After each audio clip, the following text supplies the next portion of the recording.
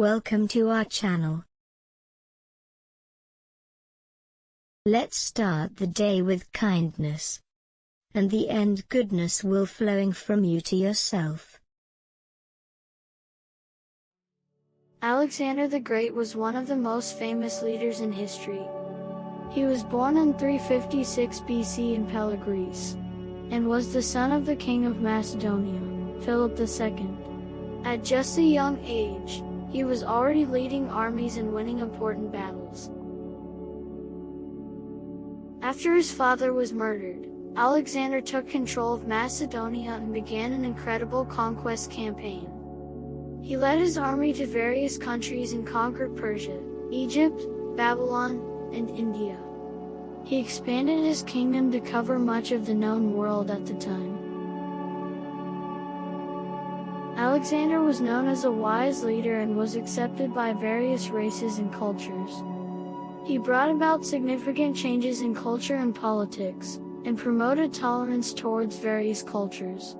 He also allowed his followers to influence the new culture and traditions, making the conquered territories more homogenous. Unfortunately, Alexander died at the young age of 32 due to an unknown illness. Nevertheless, his influence continued to be felt until today, and he is considered one of the greatest leaders in history. I am indebted to my father for living, but to my teacher for living well. A tomb now suffices him for whom the world was not enough. There is nothing impossible to him who will try. I am not afraid of an army of lions led by a sheep. I am afraid of an army of sheep led by a lion. When we give someone our time, we actually give a portion of our life that we will never take back. Through every generation of the human race there has been a constant war, a war with fear. Those who have the courage to conquer it are made free, and those who are conquered by it are made to suffer until they have the courage to defeat it, or death takes them. An army of sheep led by a lion is better than an army of lions led by a sheep. Upon the conduct of each depends the fate of all. Each moment free from fear makes a man immortal. There are no more worlds to conquer.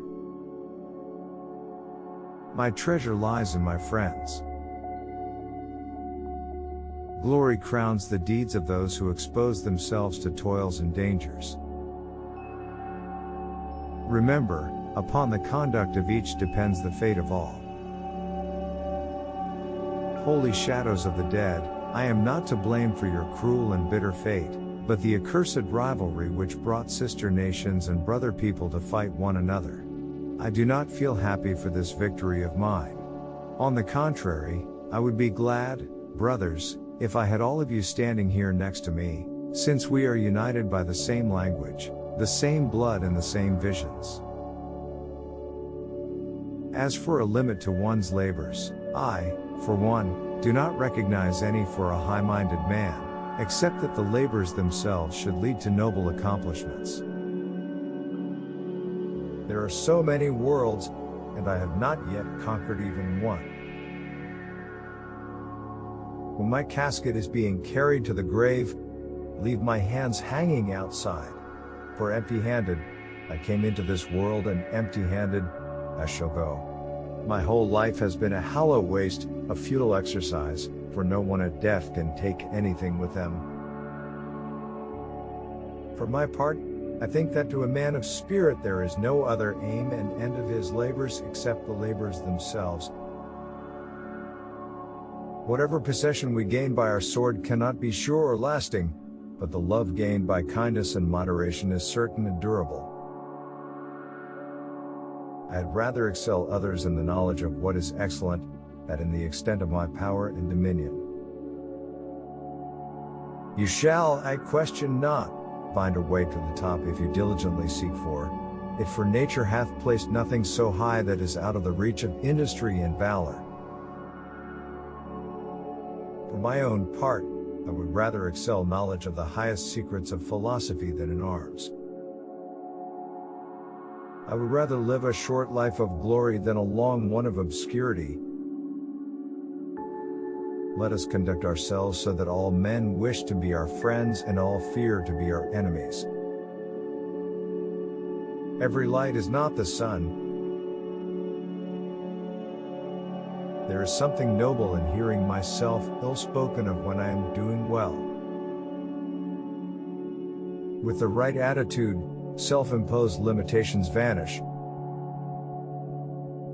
I do not steal victory.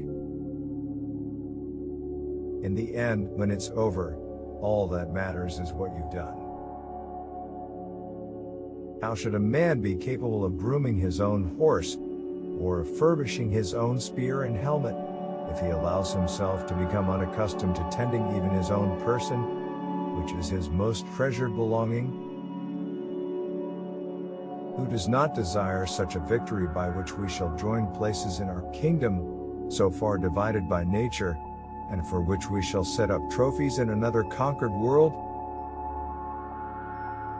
True love never has a happy ending because there is no ending to true love. Soldiers, I have lately liked to have been taken from you by the attempt of a few desperate men, but by the grace and providence of the gods, I am still preserved. When you bury my body, don't build any momentum and keep my hands outside so that the world knows that the person who won the whole world had nothing in his hand while dying. I am dying with the help of too many physicians. I do not pilfer victory. For as a newborn babe cannot be nourished without the nurse's milk, nor conducted to the approaches that lead to growth in life, so a city cannot thrive without fields and the fruits thereof pouring into its walls. In faith and hope the world will disagree, but all mankind's concern is charity. Heaven cannot brook two sons, nor earth two masters. I want the road to be covered with my treasure so that everybody sees that material wealth acquired on earth stays on earth. Thank you for stopping by our channel. See you next time. Bye.